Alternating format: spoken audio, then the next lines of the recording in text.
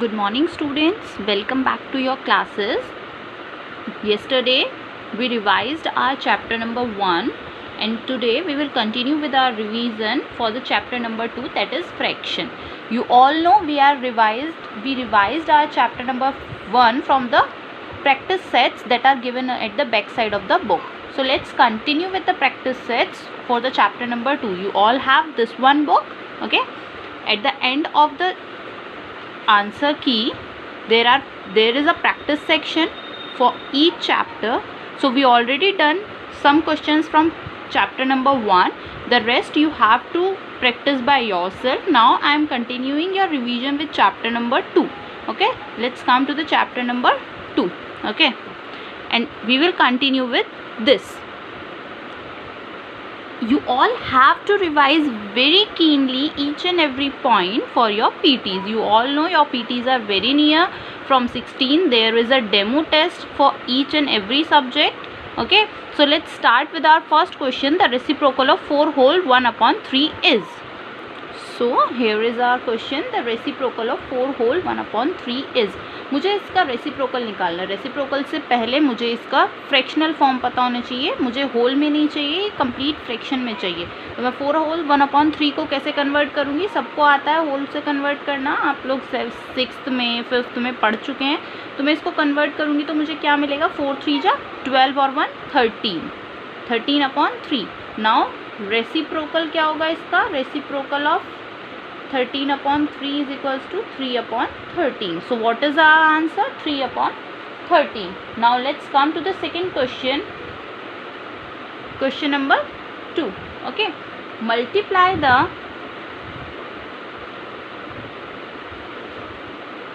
denominator of a fraction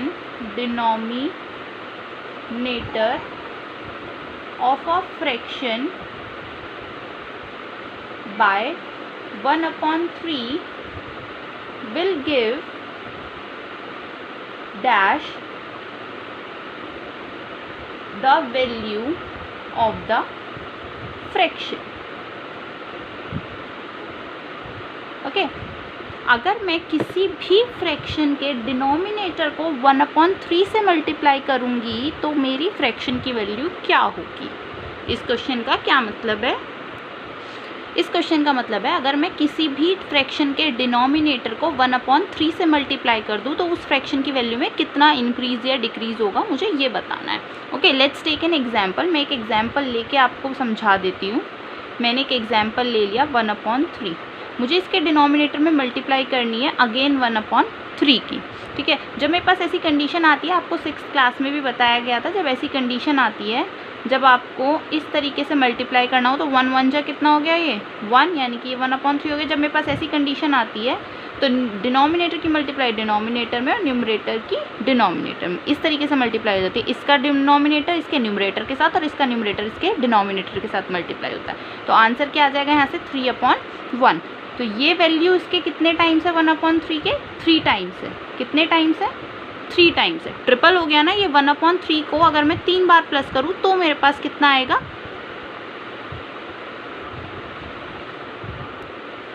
so our value is get tripled.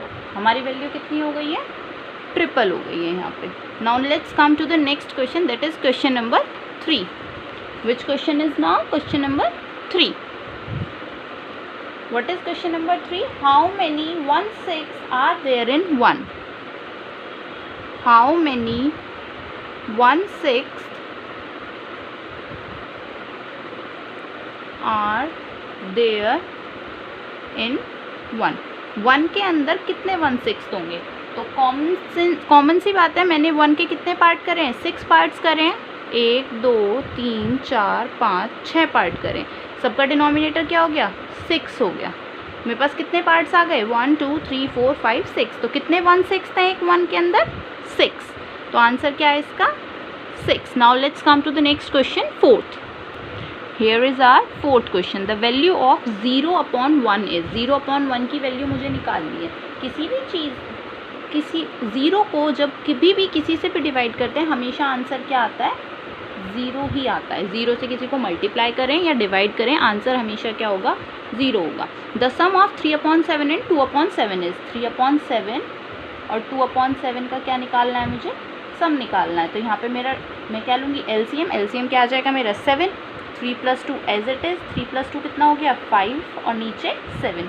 तो answer क्या आ गया मेरा 5/7 आंसर आपका। Okay, find the difference when 1/2 is subtracted from 1/3।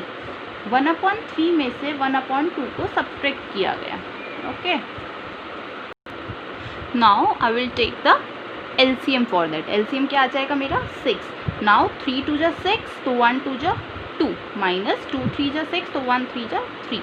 हम 2 में से 3 को सब्ट्रैक्ट करेंगे नहीं, 3 में से 2 को सब्ट्रैक्ट करेंगे, आंसर क्या आएगा 1/6। अब मेरा यहाँ पे 3 बड़ा है और 3 के पास नेगेटिव साइन है, तो साथ में साइन कौन सा आएगा -1/6।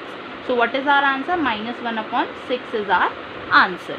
Next question, the product of a fraction and its reciprocal. एक कोई भी मैं फ्रैक्शन ले लेती हूँ 2/7, इसका रेसिप्रोकल क्या होगा, रेसिप्रोकल कितना होगा 7/2।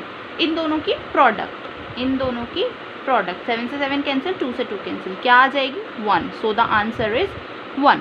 The reciprocal of 1 is, reciprocal हमेशा 1 को कितना भी उल्टा सीधा कर लो, आंसर क्या रहेगा 1 रहेगा। Now let's come to the next question, that is question number 9। Find the question when, find the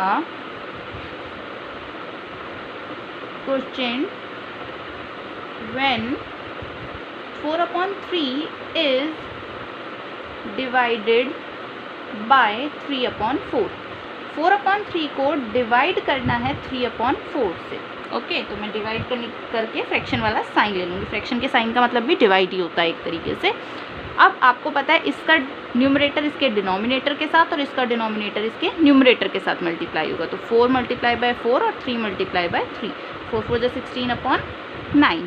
आप इसको चाहें तो मिक्स फ्रैक्शन में भी शो कर सकते हैं। मिक्स फ्रैक्शन में शो करेंगे, आपको सबको पता है 9 से 16 को डिवाइड करेंगे, 9 1 जा 9, क्या रिमाइंडर आया 7, तो 1 होल 7/9, क्या आंसर आएगा 1 whole 7/9। This is our answer. Now come to the next question and last question, that is 10th question. Number 10 में मुझे क्या बताना है कि मुझे जो ये वाला स्टेटमेंट दिया है क्या ये ट्रू है या नहीं है। तो इसको ट्रू या फॉल्स प्रूव करने के लिए मैं पहले क्या करूँगी, इसको कैलकुलेट करके देख लूँगी, सॉल्व करके देख लूँगी। तो पहले मैं इस वाले पार्ट को सॉल्व करूँगी और फिर मैं इस वाले पार्ट को सॉल्व करूँगी। तो पहले आ जाता है इस वाले पार्ट पे 1/2 - 1/3। मैं एलसीएम ले लूँगी। एलसीएम क्या आएगा मेरा 6, 2 3 जा 6 तो 1 3 जा 3, 3 2 जा 6 तो 1 2 जा 2, आंसर क्या आ गया 1/6। आपने ये वाला पार्ट अभी पीछे भी सॉल्व करा है क्वेश्चन नंबर 6 में, एग्जैक्टली वही पार्ट है ये। यहाँ पे आप क्या लेंगे, एलसीएम लेंगे 6। क्या एलसीएम लेंगे यहाँ पे आप लोग 6 एलसीएम लेंगे। तो 3 2 जा 6, 1 2 जा 2, 2 3 जा 6, 3 1 जा 3, 1/6। साइन क्या आएगा, नेगेटिव साइन आएगा। क्यों, क्योंकि 3 बड़ा है और 3 के पास यहाँ पे माइनस साइन है, तो नेगेटिव साइन आएगा। क्या ये दोनों सेम है, no. So the answer is no. Now let's come to the next page, that is MCQ page. This one page MCQ questions. Now MCQ questions देख लेते हैं हम। Multiple choice question. First question, question number 1। Okay, the weight of 1 box is, आप question book में से देख लेना, मैं आपको शॉर्ट फॉर्म में लिख के दिखा रही हूँ।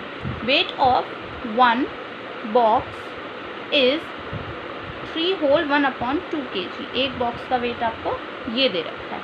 Okay, what is the weight of 3 such boxes. Weight of 3 boxes, 3 boxes का वेट क्या होगा मुझे ये बताना है। ओके, 1 का मुझे इतना दे रखा है, 3 का निकालना है, तो मैं क्या करूँगी 3 से इसको मल्टीप्लाई कर दूँगी।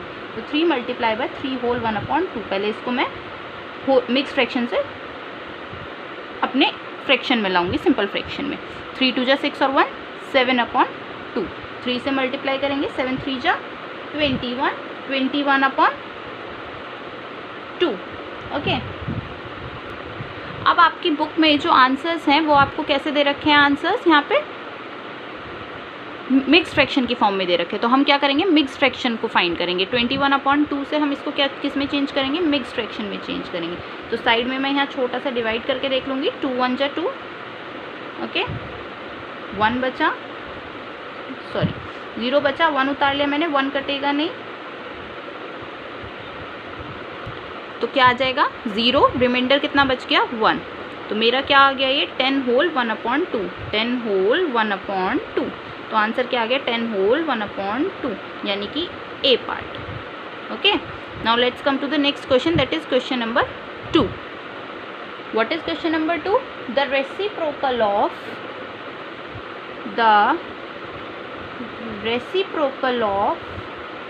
27 whole 2/3 is. इसका रेसिप्रोकल फाइंड करना है। रेसिप्रोकल फाइंड करने से पहले आपको इसको सिंपल फ्रैक्शन में चेंज करना पड़ेगा। तो 27 की 3 से मल्टीप्लाई करेंगे तो कितना आएगा 81। ओके, 27 की 3 से मल्टीप्लाई करेंगे 81 आएगा, और 81 में 2 को ऐड करेंगे तो 83, तो 83/3 आ गया। अब मुझे इसका क्या करना है रेसिप्रोकल, इसका रेसिप्रोकल करूँगी तो कितना आ जाएगा 3/83, that means B part is correct. Okay, now let's come to the third question. So here is our next question, that is question number 3. The cost of 3/4 kg of onion is ₹15. What is the cost of 1 kg onions? इतने kg onion की cost 15 रुपये है, तो 1 kg की कितनी होगी? हम सब जानते हैं कि जब भी हमें 1 kg के लिए कॉस्ट निकालनी होती है, हम जितनी गिवन होती है उससे क्या कर देते हैं, डिवाइड कर देते हैं। तो 3/4 kg की कितनी कॉस्ट है 15 रुपीज़, तो 1 kg की कितनी होगी ₹15 डिवाइडेड बाय 3/4। ऐसी कंडीशन में मुझे पता है न्यूमरेटर की मल्टीप्लाई डिनोमिनेटर से और डिनोमिनेटर की न्यूमरेटर से। ओके, तो यहाँ पे कुछ है नहीं तो मैं 1 मान लेती हूँ। 15 की मल्टीप्लाई किससे हो जाएगी 4 से, और 3 की 1 से। ठीक है, 3 5 जा 15, 5 4 जा 20, so the answer is 20, means B option is correct. Now next question is the ascending order of these fractions is. इन फ्रैक्शन का असेंडिंग ऑर्डर क्या होगा? जब भी मुझे असेंडिंग ऑर्डर फाइंड करना होता है, सबसे पहले मैं इनका डिनोमिनेटर सेम करती हूँ। डिनोमिनेटर सेम करने के लिए मैं 1/2 में 2 की मल्टीप्लाई कर दूँगी ऊपर नीचे, तो 2 2 जा 4, डिनोमिनेटर सेम हो जाएगा। तो मेरे पास क्या आया 5/4, 2/4 and 1/4। Now you all know, आप अच्छे से बहुत जानते हैं कि यहाँ पे कौन सा मेरा टर्म बनेगी। सबसे छोटा मुझे क्या दिख रहा है 1/4, उसके बाद मुझे क्या दिख रहा है 2/4, और उसके बाद मुझे क्या दिख रहा है 5/4। This is the ascending order, सबसे छोटा उससे बड़ा उससे बड़ा।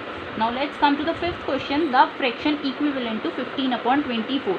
15/24 के इक्विवेलेंट फ्रैक्शन निकालना है। इक्विवेलेंट फ्रैक्शन निकालने के लिए मैं सबसे पहले इसे सिंपलेस्ट फॉर्म में कन्वर्ट कर लूँगी। सिंपलेस्ट फॉर्म में कन्वर्ट करने के लिए इसकी 3 से ऊपर नीचे डिवाइड कर लूँगी। 3 5 15, 3 8 24, so the answer is 5/8. Answer is 5/8. Now let's come to the options. 5/4 no, B part 10/16, 2 से कट कर लेती हूँ, 2 5 10, 2 8 16, 5/8, so this is the correct option. C option is 3/4 which is not correct, and D option is 1/24 which is also not correct. Now let's come to the question number 6.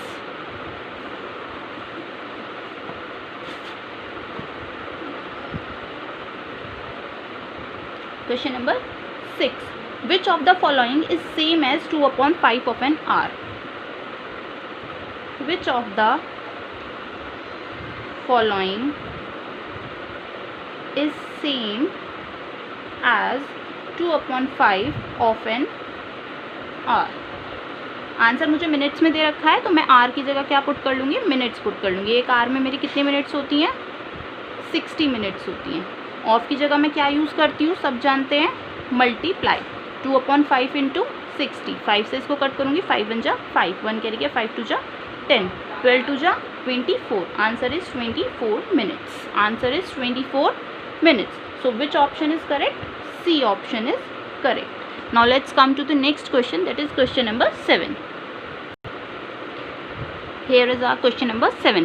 Which of the following is same as 3/4 of a liter? 3/4 litre को मुझे किस में answer निकालना है, मुझे option दे रखे हैं millilitre में, तो मैं लीटर की जगह क्या ले लूँगी मिलीलीटर ले लूँगी। तो 3/4 ऑफ 1 लीटर में कितने मिलीलीटर होते हैं 1000 मिलीलीटर होते हैं। ओके, तो 3/4 एज इट इज़, और ऑफ की जगह मल्टीप्लाई का साइन एंड 1000 मिलीलीटर। 4 से इसको काटेंगे, कितना आ जाएगा ये, 4 2 8, 2 कैरी गया, 4 5 20, 0 एज इट इज़। अब इसकी मल्टीप्लाई इधर करेंगे, 3 0 0 और 3 5 15 का 5, 1 कैरी जाएगा, 3 2 6 और 1 750 millilitre. That means which one option, A option is correct. Now next question, that is 8. If the cost of one pencil is rupees 2.50, then the cost of 3/2 dozen pencil. एक pencil की cost निकाल दे रखी है, 3/2 dozen pencils की मुझे cost निकालनी है। पहले मैं 3/2 डजन में पेंसिल कितनी है ये फाइंड आउट करूँगी। 1 डजन में कितनी पेंसिल्स होती है मेरे पास, 12 पेंसिल होती हैं। सब जानते हैं 1 डजन में कितनी होंगी, 12 पेंसिल्स होंगी। तो 3/2 डजन में कितनी होंगी, 3/2 से मल्टीप्लाई, तो 2 6 जा 12, 3 6 जा 18 पेंसिल। तो मेरे पास टोटल पेंसिल्स कितनी है, 18। अब 1 पेंसिल की कॉस्ट मुझे कितनी दे रखी है, रुपीज़ 2.50। तो 18 पेंसिल की कॉस्ट कितनी होगी, आप 18 से मल्टीप्लाई कर देंगे रुपीज़ 2.50 की, और जब आप मल्टीप्लाई करेंगे तो आपको आंसर मिलेगा रुपीज़ 45। मल्टीप्लिकेशन करने के बाद आपको आंसर मिलेगा rupees 45। Now let's come to the next question, that is question number 9। Simplify, आपको सिंप्लीफाई करना है 7 - 4 होल 1/2 - 2 होल 1/2। इसको सिंप्लीफाई करके आपको आंसर बताना है कितना आएगा। 7 - 4 2 8 + 1 9/2 - 2 2 4 और 1 5/2। एलसीएम क्या लेंगे, 2। इसके नीचे 1 मान लेंगे, कुछ भी नहीं है तो 1 2 2 7 2 14 -9 -5 माइनस माइनस प्लस, 9 में 5 प्लस होगा तो 9 और 5 प्लस होंगे तो 14, माइनस माइनस प्लस हो जाता है, 9 + 5 14। साइन माइनस का ही रहेगा क्योंकि 9 बड़ा है, बड़े वाला साइन आता है। ओके, नाउ 14 - 14 इज 0/2, और जब 0 किसी से भी डिवाइड होता है तो आंसर हमेशा क्या रहता है, 0। So the A option is correct. Now our last question, 10th। So our 10th question is the product of 7 whole 3/4 and 4/31 is। इनकी मुझे प्रोडक्ट फाइंड करनी है। प्रोडक्ट फाइंड करने से पहले मैं इसको होल से कन्वर्ट, इसको मिक्स से कन्वर्ट करूँगी। मिक्स से कन्वर्ट करके 7 4 जा 28, 28 + 3 31, 31/4 इंटू 4/31। 4 से 4 कैंसिल, 31 से 31 cancel, that means answer is 1। 1 means which option is correct, B option is correct. So B को टिक कर देंगे। Okay, so that's all for today's class. After that there are test papers. You will try to solve those test papers. If there is any query you can ask those query. Okay, I will try to reply as soon as possible to you. Now start revision for your PTs because PTs are very important, you all know. Okay, so that's all for today.